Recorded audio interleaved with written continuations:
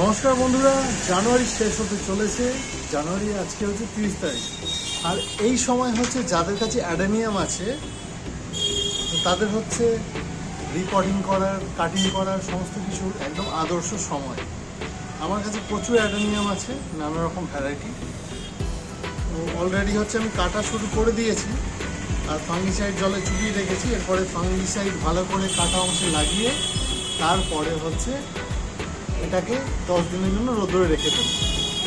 গাছগুলির কডেক্স দেখে বুঝতেই পারছেন যে বহু পুরনো গাছ, কারণ এই গাছগুলি আমি অনেক ছোট চারা অবস্থা লাগিয়েছিলাম। আজ থেকে প্রায় হয়ে যাবে 5 বছর 6 বছর হবে বয়স গাছগুলি কডেক্স দেখে।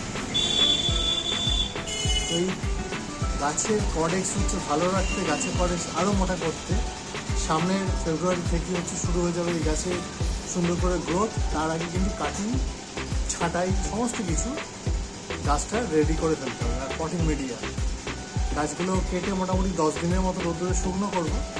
আর তারপরে 10 দিনের ভেতরেই আমার হচ্ছে মাটি তৈরি হয়ে যাবে, গাছগুলি লাগিয়ে দেবো। আর নিচের এই অংশে হচ্ছে কিছু একটা ব্লকেজ দিতে হবে, মানে থার্মোকলের টুকরো থেকে শুরু করে যে কোনো প্লাস্টিক শিট বা পিভিসি শিট দিলে হচ্ছে শিকড়টা নিচের দিকে নামবে না, কডেক্সটা আরও চওড়া হবে। মোটামুটি কতটা অংশ কেটে বাদ দিয়েছি দেখলেই বুঝতে পারবেন। দেখুন, এই অংশটা আমি কেটে বাদ দিয়েছি এই গাছ থেকে। আরও গাছ আছে, কীভাবে কী করছি একটা ভিডিওতে দেখাই চলুন।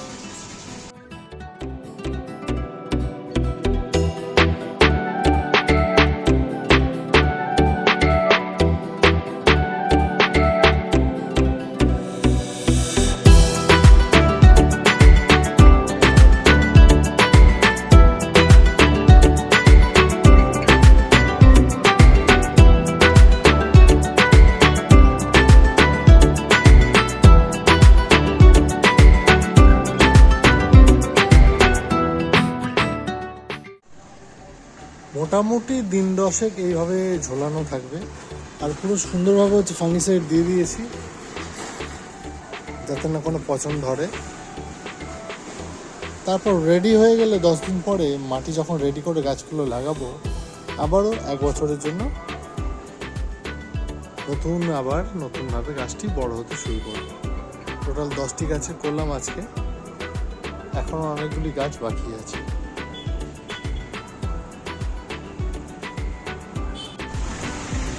আপনাদের যে অ্যাডেনিয়ামগুলি দেখালাম, অ্যাডেনিয়ামগুলি মোটামুটি আমার হয়ে গেল 15 থেকে 17 বা 18 দিন, এরকম কিছু একটা হয়েছে, হিসাবটা একটু গন্ডগোল হয়ে গেছে। গাছগুলিকে আমি মাটি থেকে তুলে তাদেরকে সুন্দরভাবে শুকিয়ে নিয়েছি, গোড়া কেটে, শিকড় বাকড় কেটে। এবার হচ্ছে অ্যাডেনিয়ামগুলি লাগানোর পালা। মোটামুটি আজ তাও 17 দিন বা 18 দিন হবে, এতদিন পরে গাছগুলি লাগাচ্ছি। কাটা অংশগুলি খুব সুন্দরভাবে শুকিয়ে গেছে, গাছগুলি এবার লাগিয়ে নেব। আর সবথেকে বড় কথা হচ্ছে অ্যাডেনিয়ামের মাটি অনেকে অনেক কিছু দেয়, এবার আমি যেভাবে করি সেটা দেখাবো, তাতে ফুল কিন্তু খুব ভালো পাই। এই হচ্ছে অ্যাডেনিয়ামগুলির বর্তমান অবস্থা, দেখতেই পাচ্ছেন এত সুন্দর শক্তভাবে শুকিয়ে গেছে কাটা অংশগুলি। এবার কিন্তু খুব সুন্দরভাবে গাছগুলি লাগিয়ে দিতে হবে। মাটিটা রেডি করে নিয়ে চলুন দেখাই। বন্ধুরা, একদম সাধারণভাবে আমি মাটি তৈরি করি, এর মধ্যে আমার এক্সট্রা কিছু দেওয়া থাকে না। ডিকম্পোস্ট করা আপনার গোবর, এই যেমন গোবর আছে, এটা মাটি আছে বাগানের নর্মাল মাটি, তার সাথে শুকনো পাতা আছে যেটা পচে গিয়ে পাতা ভজা সার হয়ে যাবে, আর হচ্ছে ধানের চিটে আর ধানের তুষ। এগুলি জানি যে একটু শহরাঞ্চলে পাওয়া খুবই দুষ্কর, তো আমার মামা বাড়িতে হচ্ছে ধান চাষ হয়, আমি সেখান থেকেই হচ্ছে ধানের চিটে আর ধানের তুষ এ সমস্ত কিছু সংগ্রহ করি, মানে এবারে করে নিয়ে এলাম। আর এই যে এর মধ্যে চিটো যেমন আছে তেমন কিছু কিছু ধানও আছে, মানে সম্পূর্ণ ধান, তার মধ্যে চাল আছে, কিন্তু সেগুলো খাবার উপযোগী না, যার জন্যই আমাকে দিয়ে দেওয়া হয়েছে। আমি সেগুলি গাছের মাটি তৈরি কাজে ব্যবহার করে ফেলবো। আর এই যে গোবরটা এতটাই ডিকম্পোস্ট, পুরানো গোবর, শুকনো গোবর, যার মধ্যে কিন্তু দেখতে পাচ্ছেন এই পরিমাণে পোকা পর্যন্ত হয়ে গেছে। ব্ল্যাক সোলজার ফ্লাই যেটা আছে, ব্ল্যাক সোলজার ফ্লাই, এই দেখুন মাটির মধ্যে বেশ ভালো ব্ল্যাক সোলজার ফ্লাই হয়েছে। তো তার লার্ভা টার্ভা যে পরিমাণে হয়েছিল ভালোই হয়েছে, আর সুন্দরভাবে পচে গেছে এটা কিন্তু বোঝাই যাচ্ছে। আর তার সাথে শুকনো করে নিয়েছি, কাঁচা গোবর আমি হাত দিয়ে দিতে পারবো না, আমার একটু কেমন লাগে।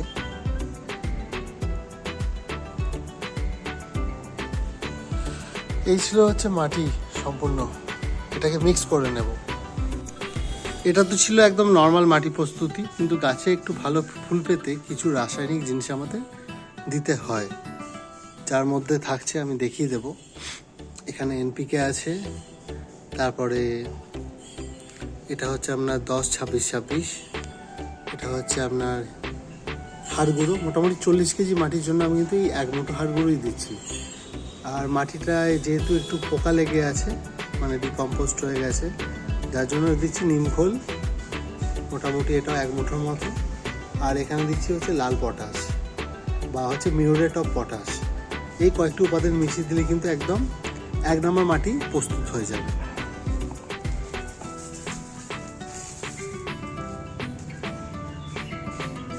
মাটিটা ভালো করে মিশিয়ে নেব, নিয়ে গাছ লাগিয়ে দেবো, ব্যাস এইটুকুই কাজ।